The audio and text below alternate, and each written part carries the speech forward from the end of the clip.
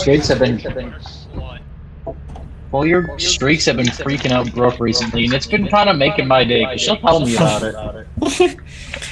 I think I just stopped sending her streaks, honestly. Yeah, the last one I sent was 4 weeks ago.